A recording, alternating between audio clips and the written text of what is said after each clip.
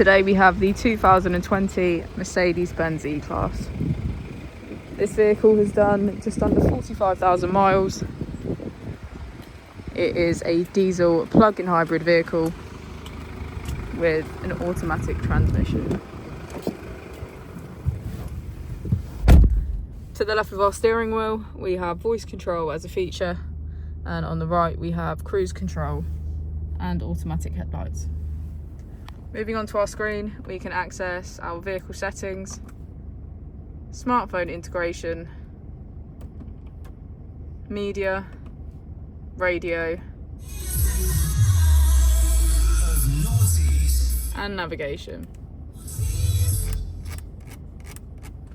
If we put the vehicle into reverse, we can see that it comes with a parking camera with parking sensors.